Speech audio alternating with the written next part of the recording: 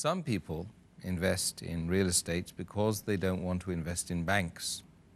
But they claim that the zakat on such wealth has to be paid only on its rent and not on its original value. What is your observation on this issue? As far as the view of the majority of the scholars is concerned, what they say, that if the land has been purchased for selling, so that you make a profit, then all the scholars unanimously agree that zakat should be paid on it. As we discussed in the last answer, that the moment 1 year is completed, the land that you purchase, zakat has to be paid on it. But if you have land and if you give it on rent, means if you buy a house and give it on rent, majority of the scholars say that zakat is not applicable on the value of the house. Zakat is only applicable on the rent you receive. The moment you receive the rent, and if it stays with you for a period of 1 year, and if it's above the nisab level, then you have to pay zakat on the rent, not on the value of the house, the flat or the land. But nowadays, most of the people that purchase land for investment, they give it on rent. So here we are in a dilemma that people who purchase land, mainly the purpose of investment, but if they think that they'll buy the land, they sell after 4 or 5 years when the price rises. So but natural, they don't want to keep it vacant, so they give it on rent to a person who requires to stay in that flat. Now what will happen? Should we pay zakat or not? So here there's a difference of opinion. Here scholars differ. Some scholars say that fine, pay only zakat on the rent if you possess it for more than 1 year, if it's above nisab level. And when you sell it, on that year only you pay the 2.5% of the total value of the land. But there are some scholars who are very strict and who disagree with this view. And they say that if you buy a land, even if you give it on rent, the cost of the land, the market value of that land or of that flat should be paid every Hijri year. Scholars like Ibn Aqil, they say this.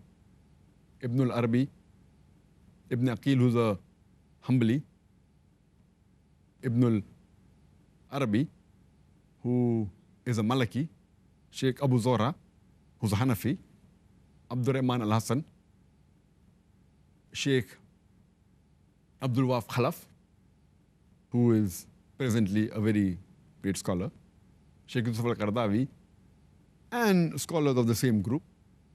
They say that if a person buys and has many flats on rent, then he should even pay zakat on the cost of that flat, of that land. But for example, if a person is a poor person and doesn't have any income, doesn't have any business, and he has only one house which he's living and a second house which he gives on rent, so unanimously people agree that the rent he acquires, if it's saving is more than the nisab level.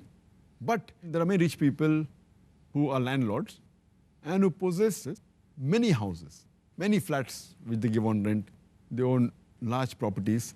And if we agree with the view of the majority of the scholars that zakat should be only paid on the rent, suppose a person has 100 flats costing hundreds of thousands of dollars, and the rent that he gets, he utilizes what is required for his personal expenses, and before 1 year is over, after he gets the rent, he buys another few flats. So, and if he doesn't have any gold jewelry, that means he will not pay zakat at all. After the 100 flats become 110, 120, 140, maybe he is one of the richest men in the city of Bombay or any city.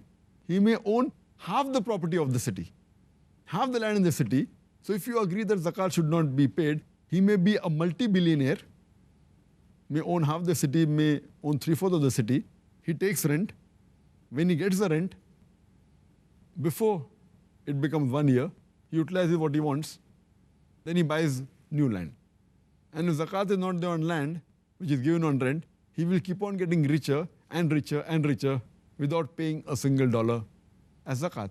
So therefore, I agree more with the minority group of scholars like Ibn al-Arabi, Ibn Aqil, Sheikh Abu Zohra, Sheikh Yusuf al-Qardawi, and the likes of these scholars who say that if a person possesses a large amount of land and many houses giving on rent, then zakat should be even paid on the cost price of the land of the flat. Whatever is the present value of that land or of that house, he has to pay 2.5% zakat every Hijri year. I agree more with these type of scholars. And anyway, even if it's not required, a person pays extra, Allah won't question you.